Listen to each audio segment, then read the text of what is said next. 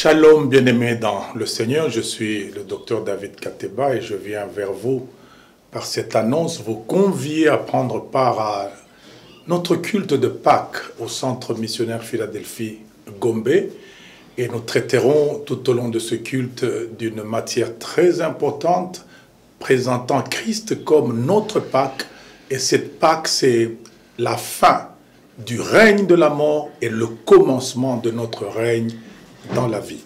Soyez nombreux tant en présentiel qu'en virtuel et Dieu va nous visiter. Que la grâce de Dieu vous comble. Shalom, nous vous aimons. Le ressuscité, la parole dit qu'il n'était pas possible qu'il soit retenu par les liens de la mort. Donc il y avait impossibilité avant de mourir qu'il soit retenu. Oh, gloire à Dieu. Que Dieu vous bénisse. Amen. Nous reprenons nos places. Seigneur, nous te rendons gloire. Toi dont la preuve de la résurrection est dans la présence de ton esprit en nous. Toi dont la puissance de la résurrection est manifeste dans différentes victoires que nous obtenons dans la nouvelle vie que tu nous as accordée, dans les missions où tu nous envoies et dans la destinée que tu nous as prévue. Bénis ces instants, bénis ton peuple, bénis la parole que tu vas transmettre par notre bouche et bénis les oreilles qui vont l'écouter par la foi au nom de Jésus-Christ. Amen. Que Dieu vous bénisse. Amen. Merci au pasteur Ken présent au travers Maman Nathalie. Les deux deviendront une seule chair. Merci Maman Nathalie qui représente le pasteur Ken. Et merci à tous ceux qui tiennent et qui portent le poids de cette vision derrière vous. Et merci à tout ce grand peuple de Philadelphie dont l'amour continue à croître à notre personne. Et nous vous déclarons aussi que le nôtre est en pleine croissance. Que Dieu nous aide et qu'en ce jour-là, que nous puissions nous retrouver dans un coin du paradis qu'on va appeler Philadelphie, Gombe. Et nous allons célébrer le roi des rois. Que Dieu vous bénisse. Amen. Joyeuse fête de Pâques à chacun de nous. Que cette résurrection de Christ puisse être le meilleur des biens que vous puissiez vivre dans votre destinée. Amen. Alors ce matin, je vais traiter justement un peu de cette matière de la résurrection de Christ en parlant de Christ notre Pâques. Christ notre Pâques. Vous mettez 2 points. La fin du règne de la mort et le commencement de notre règne dans la vie. Christ notre Pâques. La fin du règne de la mort et le commencement de notre règne dans la vie. Amen. Premier texte, nous le prenons dans Ésaïe chapitre 25. Amen. Ésaïe 25, de 6 à 7.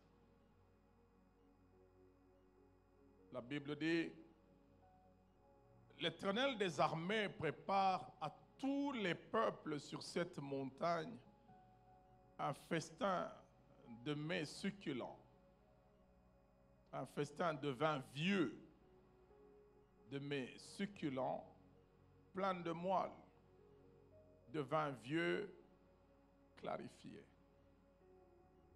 Et sur cette montagne, il anéantit le voile qui voile tous les peuples, la couverture qui couvre tous les peuples. On peut ajouter le verset qui vient juste après, qu'est-ce qu'il nous dit? Il anéantit la mort pour toujours. C'est ici que j'aimerais attirer notre attention. J'ai prié, réfléchi là-dessus, je me suis rendu compte que, en fait, la victoire sur la mort, d'après ce texte prophétiquement annoncé, ce n'est pas lorsque Jésus n'est plus visible dans la tombe. On nous parle d'une victoire qui a eu lieu sur la montagne. Amen. On dit que c'est sur cette montagne, qu'est-ce qu'il fait? Il anéantit la mort pour toujours. C'est là qu'il a déchiré le voile qui voilait tous les peuples. Est-ce qu'on peut encore prendre un autre texte? Hébreux chapitre 2, verset 14, et puis nous irons dans Romains. Hébreux chapitre 2, verset 14. En fait, le texte de Hébreux chapitre 2 est en corrélation, en nette corrélation avec Ésaïe chapitre 25 que nous venons de lire, qui nous montre que la victoire sur la mort, ce n'est pas l'instant I où Jésus ressuscite, mais c'est l'instant I où Jésus meurt, qu'il triomphe de la mort. Amen. Là, c'est au niveau de l'instant. La Bible dit, ainsi donc, puisque les enfants participent au sang et à la chair, il y a également participé lui-même afin que, par quoi? Pas par la résurrection, par la mort, il anéantit celui qui avait la puissance de la mort, c'est-à-dire le diable. Vous voyez que la mort est vaincue sur la montagne et celui qui avait la puissance de la mort a été dépouillé où? Sur la même montagne. Amen. Parce que c'est par la mort de Christ constatée à Golgotha que celui qui avait la puissance de la mort a été anéanti. Amen.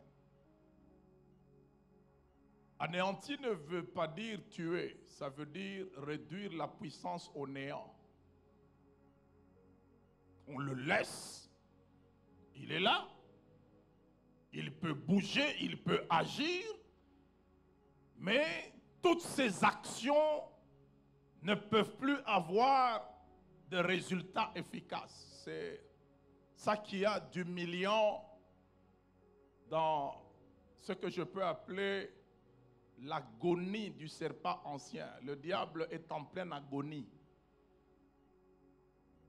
Ça veut dire il ne peut plus refaire ses capacités de nuisance telles qu'il les avait avant. Et quand vous prenez Ésaïe chapitre 54, lorsqu'on parle de toute arme forgée contre toi, sera comment?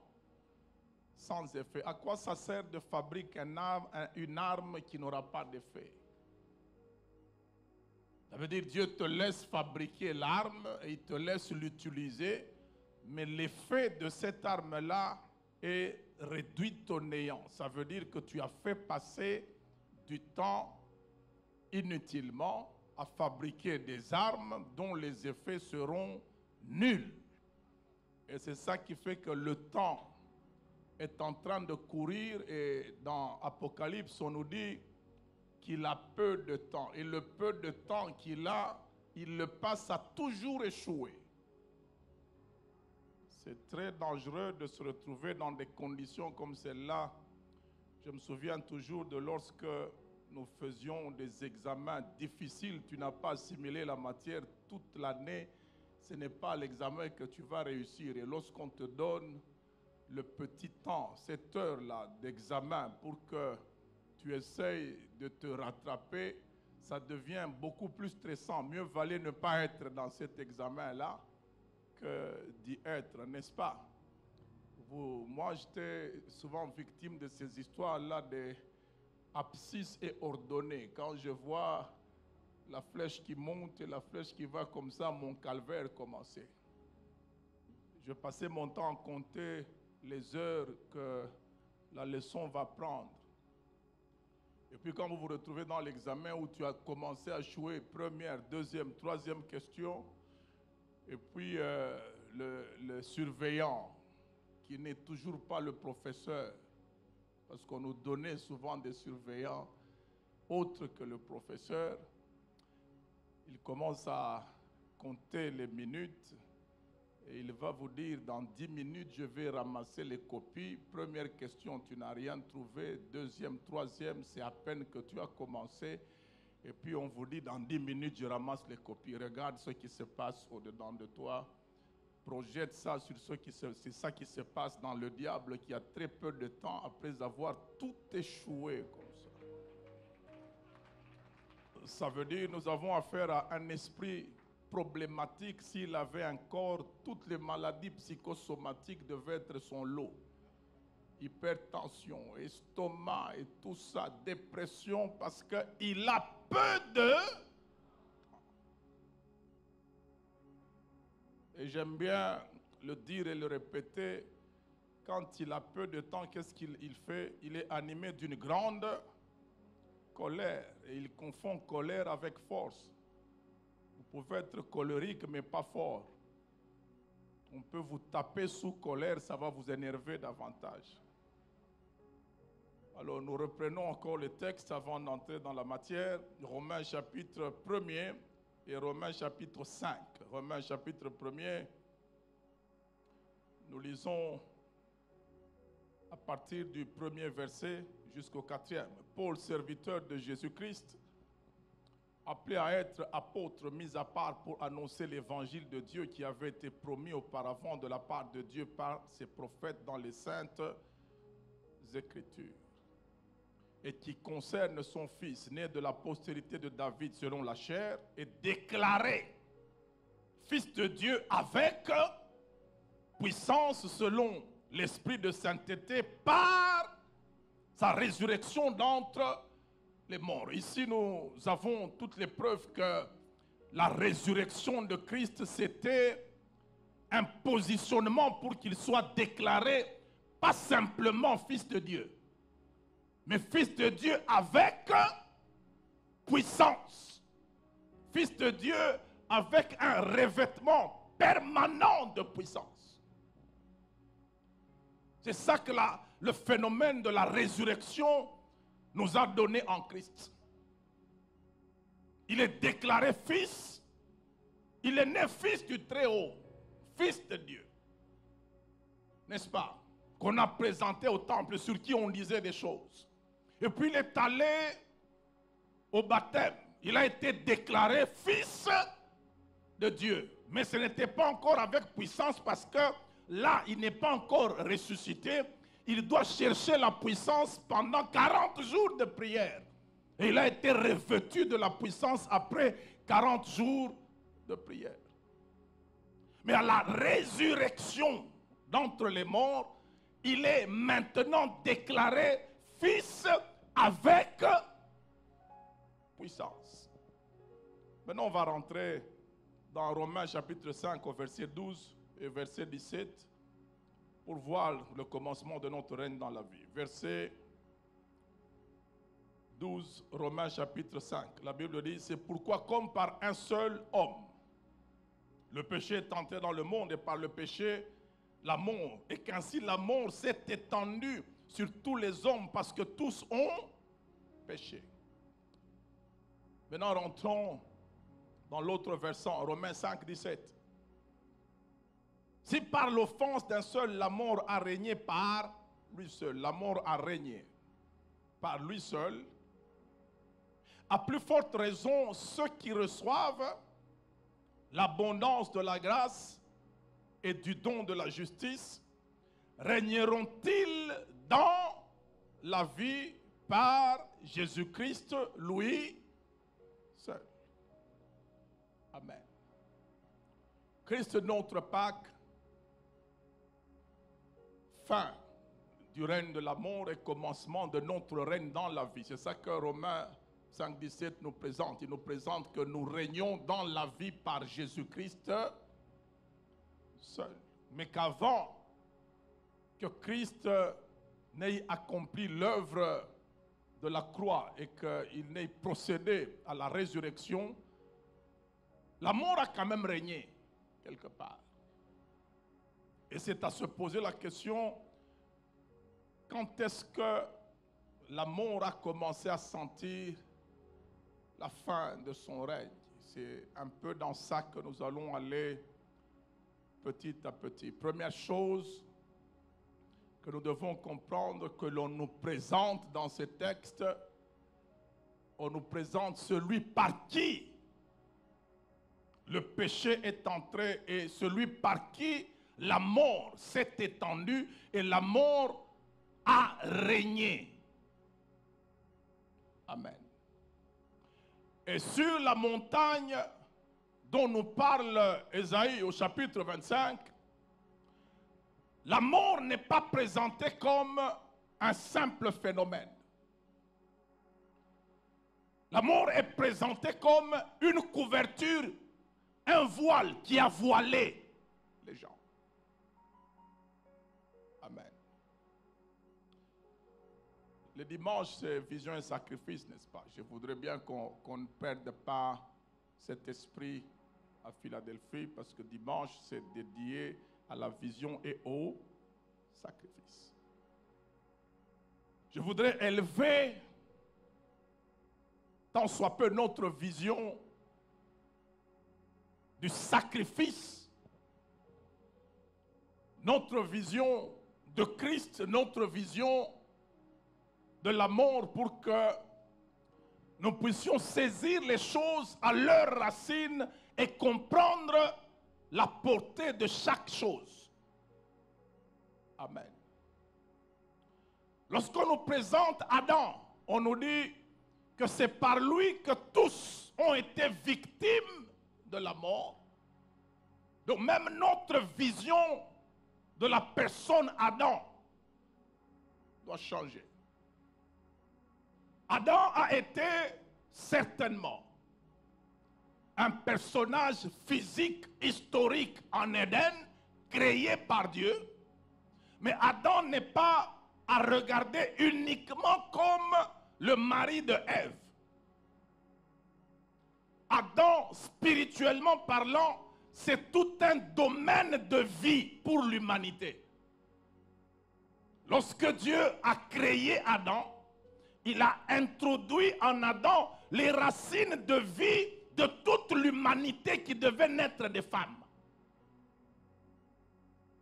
à l'exception de Christ. Amen. Ça veut dire, quoique tu n'as jamais été physiquement au jardin, mais puisque tu fais partie de la postérité d'Adam, tu étais en Adam pendant que Adam était au jardin, même si tu n'as pas commis les mêmes péchés qu'Adam. Adam, en tant que principe de vie, commencement de toute vie d'homme sur la terre, engageait ta destinée.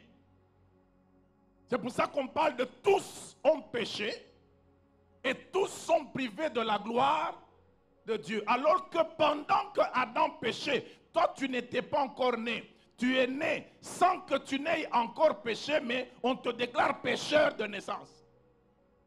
Parce qu'il y a ce lien-là entre toi et celui qui a été la racine de la vie humaine sur la terre. Lorsque les prémices sont saintes, la masse l'est également. Ça veut dire lorsque les prémices sont impures, la masse sera également impure. Adam a été prémisse. Et nous sommes les masses. Et ce qui se fait à la racine, ce qui se fait aux prémices, va se répercuter sur les masses. Amen. Et à ce degré des choses, en fait, l'ennemi Satan a frappé un très grand coup parce que ayant réussi à séduire les prémices, il a su prendre contrôle de la masse. On se comprend. Et lorsque vous calculez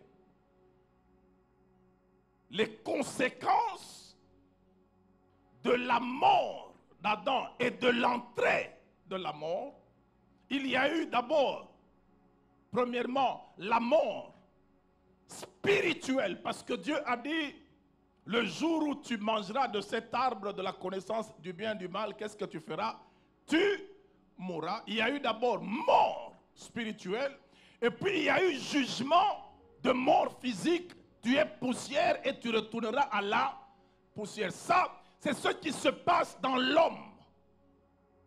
La mort au niveau de l'homme, la mort qui frappe l'esprit, la mort qui est appelée à frapper le corps, mais il y a eu également un troisième élément, une troisième conséquence, c'est l'entrée du règne de la mort. La mort a commencé à régner. Ça veut dire qu'on a affaire à la mort physique, on a affaire au phénomène mort spirituel, mais on a également affaire à un état spirituel de règne de la mort.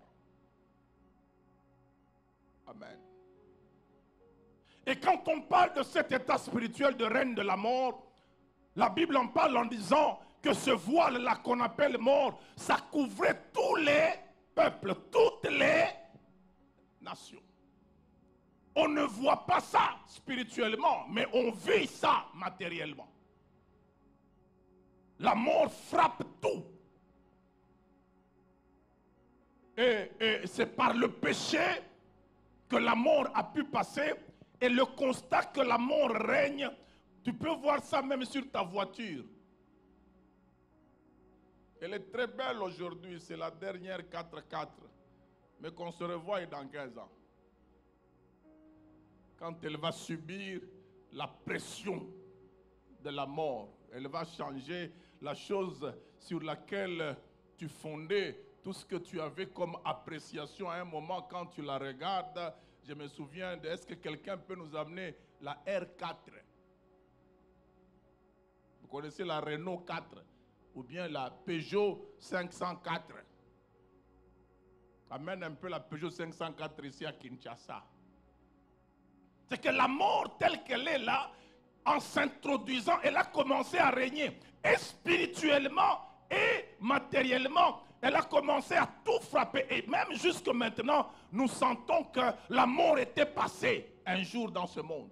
Elle était entrée dans ce monde parce que tout vieillit dans ce monde. Amen. Maintenant, sur le plan spirituel, qu'est-ce qui a causé l'entrée de la mort? On parle de vision et sacrifice. La vérité, c'est que c'est parce que Adam a tout simplement raté de sacrifier sa bouche. Le sens du goût. C'est pour ça que lorsque tu rates la crucifixion de ta chair, tu vas introduire une certaine couverture de la mort qui va commencer à t'affaiblir. En fait, cette couverture qu'on appelle la mort, c'est une couverture sous laquelle on devient faible et incapable de reconstituer la capacité de réagir. On va subir. Amen. Et c'est ça qu'il y a de triste avec Adam. Juste sacrifier le fait de goûter. Il n'a pas su faire ce sacrifice d'abstention. Ne touche pas à ça, ne mange pas à ça. Il a raté ce sacrifice-là d'abstention.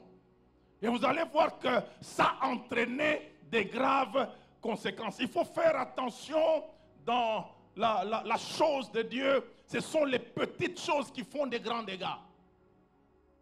Il faut faire très, très attention et regarder comment on a même parlé de ça hier. Le pasteur Ken a un peu touché à ça hier en parlant des petits renards qui rongent les vignes. Pas des grands renards, des petits renards qui dévorent nos vignes. Nos vignes sont en fleurs. C'est écrit dans Cantique des Cantiques. Et les renards sont vraiment renards. Ils ne viennent pas quand il y a des fruits. Ils viennent au moment où la fleur apparaît parce que la prochaine étape, c'est le fruit. Ça veut dire, lorsque dans ta vie, tu vois que tu rates souvent la fin des choses, les renards sont déjà là. Des tout petits sont déjà là. Et vous voyez que le forfait qui a été commis par Adam, c'est un forfait lié à la bouche. Et la délivrance, Dieu la prévoit également en matière de manger. Sur cette montagne, je prépare un repas de mes succulents. Ça veut dire par là où le forfait est entré, c'est par là que je vais faire entrer la puissance. Le phénomène de manger. Parce que Adam, c'est vrai qu'il a mangé physiquement, mais il fallait d'abord qu'il mange spirituellement. Quand tu as fini de manger spirituellement, tu ne peux que manger physiquement. Amen. Et parmi les conséquences du règne de la mort, c'est que la couverture est venue s'installer entre Adam et sa vraie position spirituelle. Adam ne pouvait plus sortir de cette couverture. Il fallait quelqu'un du dehors, quelqu'un qui n'a jamais goûté à ça pour venir le faire sortir de là. Commençons à nous comprendre. Ce n'est pas pour rien que le jour où Adam mangeait, Dieu vient lui poser la question en disant, mais Adam, où es-tu? Ça veut dire qu'il y a eu délocalisation. Spirituellement parlant, chaque personne sur terre a une demeure au ciel. Et Jésus nous l'a dit, il y a plusieurs demeures dans la maison de mon Père, je m'en vais vous préparer une place, puis je viendrai vous prendre, afin que là où je suis, que vous y soyez aussi. Maintenant, le lien entre ciel et terre fait que ce que tu fais sur la terre, ce que tu lieras sur la terre, sera lié au ciel. Ça veut dire, si tu désobéis à Dieu sur la terre, c'est comme si tu quittais ta demeure de l'autre côté. C'est ça qui s'est passé avec Adam. En désobéissant à Dieu, spirituellement, il a quitté la demeure de Dieu et on est venu le couvrir par la mort. Et il a entraîné toute l'humanité là-dedans. Heureusement que Christ est appelé second Adam, qui n'est pas simplement personnage physique, mais qui est également domaine de vie de plusieurs. Amen. Comme par un seul homme, la mort est entrée et elle s'est étendue. Mais maintenant, on parle aussi de ceux qui reçoivent l'abondance de la grâce et du don de la justice. Régneront-ils dans la vie par Jésus-Christ seul? Ça veut dire Jésus devient un domaine de règne dans la vie par sa victoire sur la mort. C'est là que je voudrais dénouer peu à peu le commencement de la victoire de Christ sur la mort. Amen. Mes frères, la mort a créé des conditions spirituelles humiliantes, même pour ceux qui servaient Dieu. Pouvez-vous vous imaginer que Samuel mort a été remonté du séjour de mort par une magicienne, s'il vous plaît? Vous vous souvenez lors de la fin du règne de Saül, qu'est-ce qui est arrivé? Saül est allé vers une magicienne, il dit qu'il cherchait Samuel. La magicienne a invoqué et puis cette magicienne-là a dit, je vois un vieillard remonter. C'est qu'une magicienne qui ne pouvait pas tenir à côté de Samuel prophète pendant que Samuel était en vie, elle est devenue par le phénomène de la mort capable de faire remonter un prophète du genre Samuel. Ça, ce n'est que la mort qui peut faire ça. C'est ça qui montre que après la chute d'Adam, personne ne montait. Tous descendaient au séjour des morts et étaient emprisonnés là-bas. Et on faisait d'eux ce qu'on voulait. Samuel est remonté et il a dit à Saül, mais pourquoi tu troubles mon repos? La mort a créé des conditions humiliantes, même pour les anges. Entre Michel et Lucifer, et le Gabriel là, vous allez voir qu'il y a une bataille. À l'époque de Daniel. Daniel, Dieu lui envoie une révélation, on donne ça à Michel, n'est-ce pas? Et plutôt à Gabriel. Gabriel doit venir vers Daniel. Et ce que je trouve humiliant justement, c'est que Gabriel nous révèle que c'est dès le premier jour où Daniel a commencé à prier que la parole est sortie. Ça veut dire s'il y a quelqu'un qui a retardé Daniel, ce n'était pas Dieu. C'était Gabriel par son incapacité de traverser le lieu où Satan tenait les choses, qu'on appelle le roi de Perse. Il dit lui-même, le roi de Perse m'a résisté pendant 21 jours. Il fallait que l'on m'envoie un supérieur pour qu'on décante la situation. C'est que les anges pouvaient te retarder à l'époque là. Mais lorsque le Fils de Dieu devait naître, regardez comment le même Gabriel ne se plaint de rien. Gabriel commence à faire des visites terribles sur la terre parce qu'il est porteur d'un message dont la puissance est tellement grande que les puissances des ténèbres ne peuvent pas résister. Gabriel, qui partait au temple pour visiter Zacharie, père de Jean-Baptiste, est allé voir une jeune fille qui n'était même pas en prière comme Daniel, même pas en prière comme Zacharie. Elle était chez elle assise. Gabriel passe. Qu'est-ce qu'il a fait passer? Le message Jésus-Christ, qui est lui-même la substance de l'évangile. La Bible parle de l'évangile qui concerne le Fils de Dieu. C'est que le message que portait Gabriel ce jour-là lui a donné tellement de poids qu'il ne fallait pas que quelqu'un soit en prière pour qu'il passe, parce que le message lui-même était comme une prière. Le Fils de Dieu devait entrer dans ce monde. Et quand le Fils de Dieu est né dans ce monde, la mort a reçu le premier signal avec un déploiement angélique. Les anges ne savaient même pas où aller. Ils allaient même dans les fermes. Ils sont allés voir des fermiers. Un fermier prie. Oh, Jésus, Jésus, Jésus. Ça, c'est avant même qu'il ne naisse. Maintenant, regardez le moment où Jésus-Christ naît. Satan entre déjà en agonie.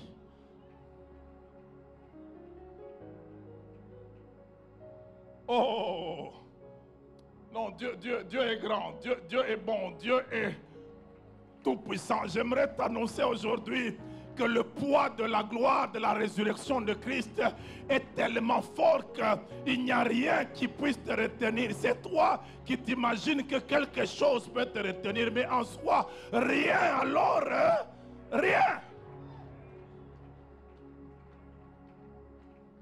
Et lorsqu'il naît, il grandit, commence le ministère. Les premiers signaux qu'il envoie à la mort, c'est les guérisons. Toutes les cellules que la mort tue, Jésus vient ressusciter ça. C'est ça la guérison. Quand la main d'une personne est sèche, ça veut dire que quelque chose est mort là-dedans. Et lorsque Jésus regarde un homme qui avait une main morte, il demande, tiens-toi, allez, étends ta main. La main s'est étendue. C'était un signal à la mort. Tu vois que ton fin de règne vient d'arriver. Je commence avec des petites cellules. Jésus a fait des guérisons et des guérisons. Et puis à un certain moment, il y a eu un jour, un deuil. Une veuve enterrait son fils. Jésus venait de faire des guérisons. Écoute, il ne faut pas que tu sois tétanisé par les niveaux de problèmes. Sois réjoui par tes anciennes victoires. Tu vas affronter les nouveaux problèmes. Après avoir fait ces guérisons-là, ils étaient en train de passer à Naïn, et ils arrivent dans un cimetière. Jésus regarde une veuve qui enterrait son fils unique. Jésus se rend compte que, mais au fait, je suis en train de ressusciter les membres des gens. J'ai ressuscité des mains qui étaient en train de ne plus fonctionner. Maintenant que tous les membres d'un corps sont déjà morts, est-ce que je ne peux pas essayer de ressusciter ça? On allait enterrer l'enfant. Jésus demande qu'on arrête cet enterrement-là. Il dit arrêtez. Il touche le cercueil et il demande à l'enfant de se lever. L'enfant s'est levé. Ça, c'était le premier signal. La mort avait déjà ouvert sa gueule béante pour avaler cet enfant-là. Mais Jésus, il a ramené l'enfant à la vie. Il a vu que ça fonctionne déjà. Monsieur la mort, madame la mort, tu vois déjà que le règne de la vie commence à s'installer peu à peu. Quand il a déjà ressuscité celui qu'on allait enterrer, que dire de la fille de Jairus qui n'était même pas au cimetière? Elle venait à peine de mourir. Jésus a déjà dans son curriculum la résurrection de quelqu'un qui est déjà mort. C'est que le curriculum est déjà suffisamment fourni. Il y a des choses que tu vas réussir dans ta vie avec le curriculum de la foi. Comme David a réussi devant Goliath, il a déroulé son curriculum en disant: j'ai abattu l'ours, j'ai abattu le lion. Ça veut dire dans mon curriculum, les géants tombent déjà 2 fois. Celui-ci ne peut pas échapper. J'ai déjà ressuscité quelqu'un qui était à l'enterrement. Celle-ci vient de mourir. Il entre là-dedans. Il permet seulement à Pierre, à Jacques et à Jean de l'accompagner. Dans la vie, il faut prendre ceux qui ont la foi. Il a laissé les Thomas, les Judas. Judas allait faire, dans cette histoire-là, les cotisations du deuil pour qu'ils prennent l'argent. Jésus dit non, toi, lui va rester. Lui va rester. Pierre, Jacques et Jean, fils du tonnerre, allez, venez, on part. Et quand Jésus arrive là, pendant que les gens pleurent, on a même dit à Jairus: n'importune pas le maître, ta fille est morte. Quand Jésus entend ça, en fait, il y a un langage entre la mort et Jésus. C'est eux qui se battent en réalité. C'est la mort en train de lui dire: laisse tomber cette histoire-là, on n'est plus à la guérison, j'ai déjà pris. Et Jésus regarde Jairus. Jairus allait tuer la femme à la perte de sang parce qu'elle n'était pas programmée. Jésus s'est plaint que la force l'a quitté. Et puis on vient déclarer que le cas s'est empiré. La fille que tu voudrais la guérir, elle n'est plus malade, elle est morte. Et Jésus s'est plaint, une force m'a quitté. Ça veut dire Jairus a regardé la situation et dit: mais qu'est-ce qui se passe avec cette femme? Moi j'ai présenté un cas de maladie, elle s'improvise, elle vide Jésus de force et mon cas s'empire. J'aimerais dire à quelqu'un: même si ça s'empire, même si ça s'empire, Jésus a regardé Jairus, il lui a dit: hé Jairus, moi je ne suis pas comme Isaac. Quand Isaac te bénit, il n'a plus à donner. Moi, quand je perds la force, je sais en retrouver. La Bible déclare: leur force augmente pendant la marche. Allez, marchons jusqu'à chez toi. Pendant qu'il marchait, Jésus reconstituait la force et il arrive dans la maison de Jairus. Pendant que tout le monde pleure, pendant que tout le monde est victime de la mort et du deuil, Jésus regarde, il dit: elle n'est pas morte. Il contredit la mort.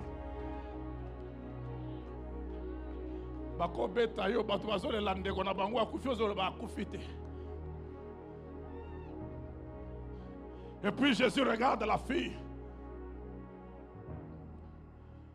Il dit: allez, jeune fille, lève-toi. La jeune fille se lève. Jésus a lobi makambo ya liwa ezalaka ka spiritualité ezalaka pe ya makambo mosunyi. Pesa ebelei. Oya kokufa nzala lisusu. Faut que na stratégie ya kokengela ka eloko ozui. Jésus devait préserver cet acquis-là. Et puis regardez bien à cet endroit, il dit aux disciples: ne dites à personne. Ça veut dire attendez d'abord. Aliana no azwa. Et là, dans son curriculum, ça fait déjà 2 résurrections. Il commence à être spécialiste dans cette matière-là. Le premier cas, il a rencontré. Le deuxième cas, on l'a suivi. Le troisième cas, c'est lui-même qui orchestre ça, Lazare. On vient lui dire que Lazare est malade. Il dit, ah non, aucun de nangate. Makamwala na maîtrise. Et puis, il dit aux disciples, Lazare est mort à cause de vous, afin que vous croyiez qui je suis. Ça veut dire, je laisse pourrir la situation. Je ne suis pas simplement un Dieu capable d'empêcher aux situations de pourrir, mais je suis capable de restaurer les pourritures. Ne crains pas. Si ça t'est arrivé, il n'a pas empêché ce qu'il va restaurer. Oh, ne crains pas, ne crains pas. Il ne va ni à l'hôpital, ni au deuil, ni à l'enterrement. Il est resté, il vient 4 jours après, parce qu'il sait que je sais contre qui je me bats. Madame la mort, n'est-ce pas que tu vas me prendre pendant 3 jours? Mais je t'ai laissé quelqu'un de 4 jours, ça signifie quoi? Donc, si je te l'arrache après 4 jours pendant qu'il pourrissait, moi je ne ferai que 3 jours, je ne vais pas pourrir.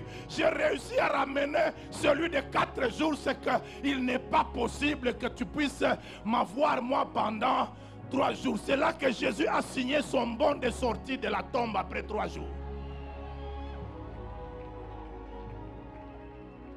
Il arrive à la tombe. Sa santé, même les sœurs de Lazare ont fui cette histoire-là. J'aime bien Jésus qui s'approche quand tout le monde fuit. Même tes proches à un certain moment peuvent reculer, mais lui s'avance quand tout le monde se retire. Il lui dit, Lazare, sors. Et ce que j'aime, c'est qu'il ne demande pas qu'on délie Lazare pour qu'il le ressuscite. En principe, si c'était nous, on aurait pu dire, est-ce que vous ne pouvez pas d'abord enlever les bandages? Il sait que ma parole va lui donner vie et il peut commencer à sortir malgré les liens. J'aimerais te dire, tout ce que Dieu cherche, c'est d'abord ton mouvement. Même si tu es lié, la parole va te faire bouger. Lazare est sorti et il est allé là où... Oh, j'aimerais dire à quelqu'un, tu sortiras. Et Jésus est spécialiste en annulation des deuils. Nous, on annule les fêtes, Jésus annule les deuils. Toi, pour des raisons, des circonstances qui ne sont pas liées à ta bonne foi, tu annules la fête, non? Mais Jésus peut annuler un deuil. La radio a annoncé, la famille de Lazare a la profonde douleur d'annoncer la mort inopinée de son frère.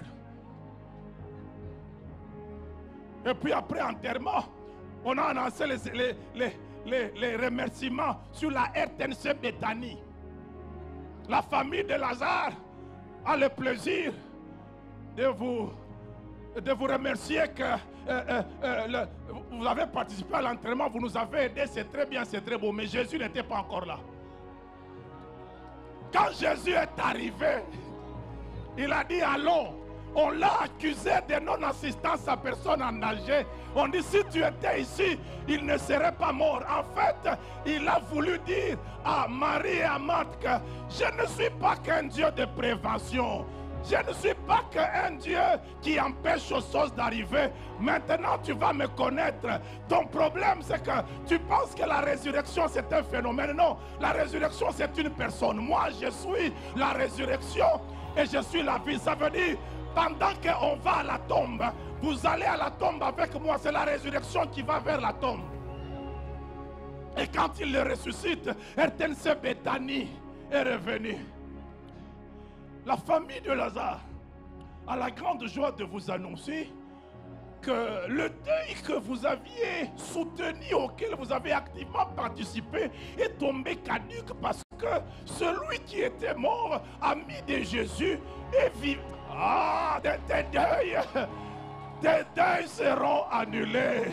Et regardez, à l'instant où il meurt, la Bible dit les sépulcres des saints se sont ouverts. Imaginez-vous un peu les Abraham, les Sarah, les Samuel qu'on avait arrêtés autrefois pendant que Jésus mourait et sortait. Bon, si j'étais arraché, les gens qui sont morts des siècles passés. Moi, je ne ferai que 3 jours. Tu vas me retenir là-bas comment? C'est pour ça que quand Jésus sort de la tombe, Jésus... Yeswa. C'est compliqué. Les femmes qui sont allées à la tombe là, on n'a pas ouvert la tombe pour que Jésus sorte. On a ouvert pour qu'on constate qu'il n'est plus là. C'est qu'il était déjà ressuscité. C'est que les femmes sont arrivées en retard. Ici, j'aimerais tranquilliser et les hommes et les femmes. Les femmes sont les premiers témoins de la résurrection, n'est-ce pas? Mais le premier à constater ça, ce n'est pas les femmes. C'est le soldat romain. Il a entendu un bruit terrible et il a fui.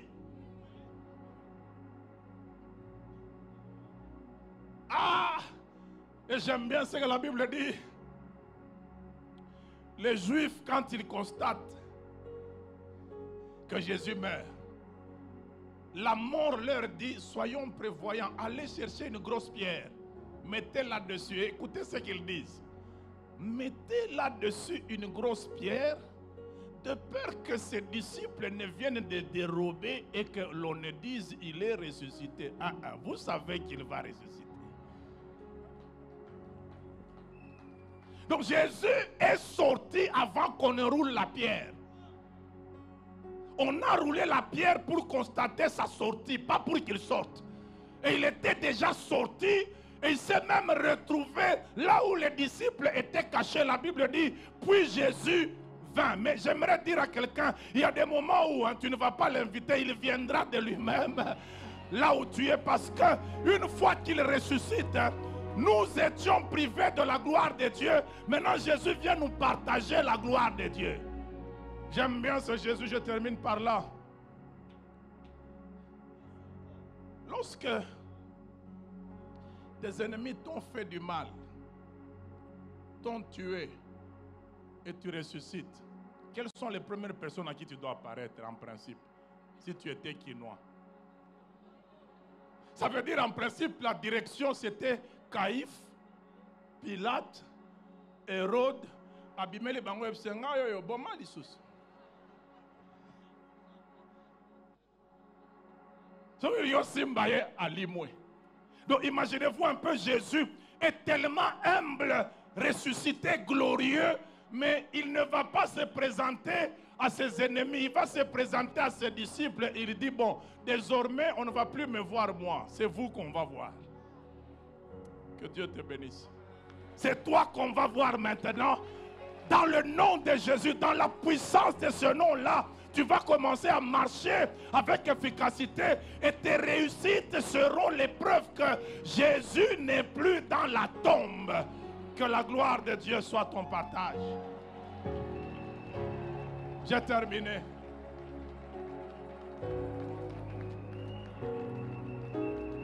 Est-ce qu'on peut acclamer le Seigneur? Est-ce qu'on peut acclamer le Seigneur? Il guérit les malades, il ressuscite les morts. Il est puissant pour sauver, il ne change pas. Dieu va faire des miracles, il va le faire aujourd'hui, des prodiges. Dieu va faire, il guérit les malades, il guérit les malades, il ressuscite les morts. Il est puissant pour sauver, il ne change pas. Dieu va faire des miracles, des prodiges. Il guérit les malades, il guérit les malades. Oh, il guérit les malades, il ressuscite les morts. Il est puissant pour sauver, il ne change pas. Dieu va faire des miracles, des prodiges.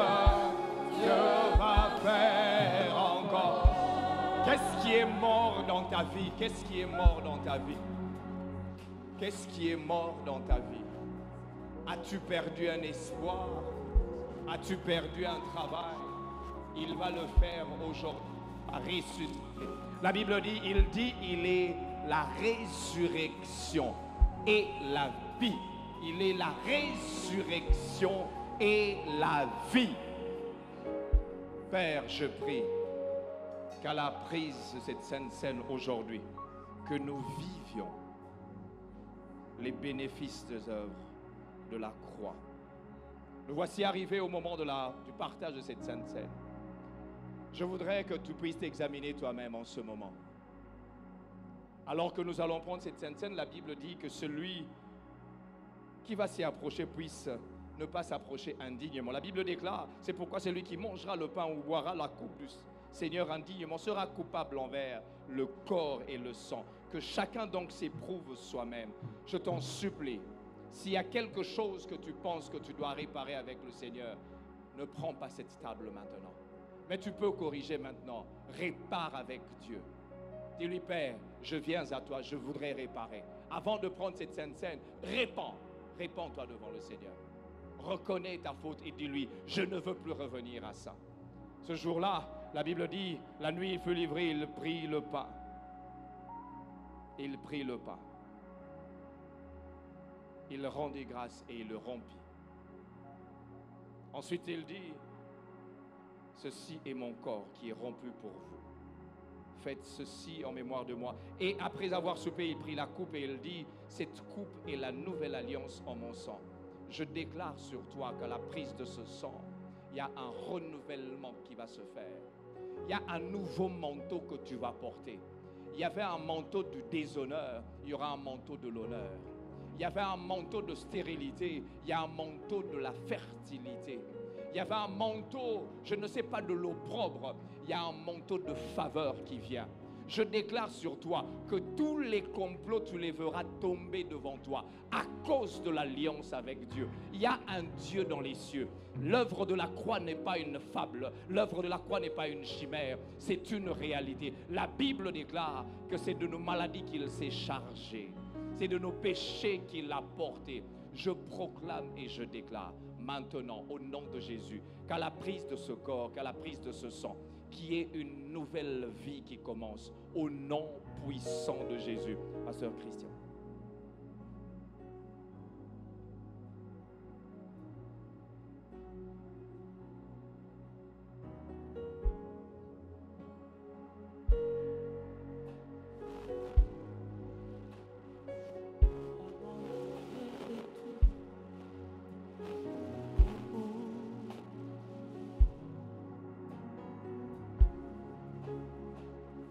Alors que tu es en train de prendre ce pain et ce sang, je prie que tu déclares quelque infirmité que tu avais, cela doit tomber, cela doit tomber.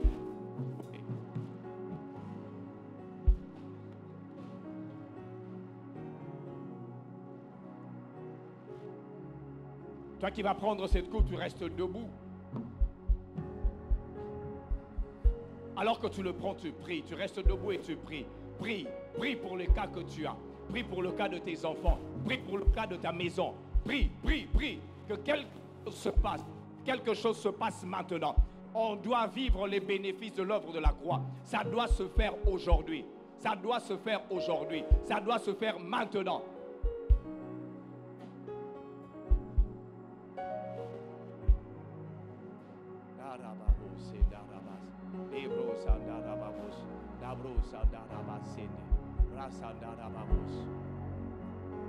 On va le prendre tous ensemble. Tu prends le pain et tu prends le sang. On va le prendre tous ensemble tout à l'heure. Rassurez-moi que vous avez pris ça.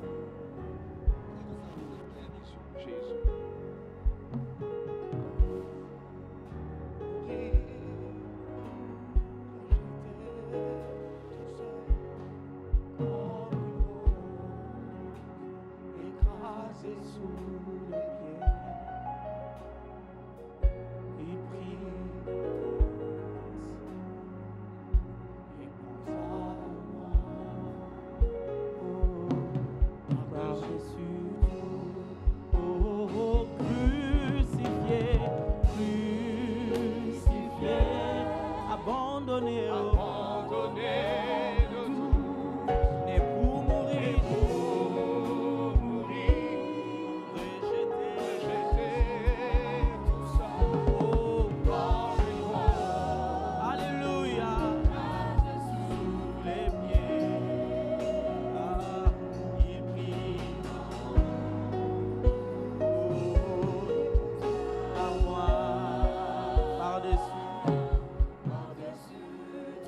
Merci à vous d'avoir participé aussi nombreux en virtuel comme en présentiel à ce culte qui a traité de la Pâque et nous avons vu Christ comme notre Pâque et nous avons vu combien cette Pâque a été un signal de la fin du règne de la mort et du commencement de notre règne dans la vie, comme nous dit Romains chapitre 5 au verset 17.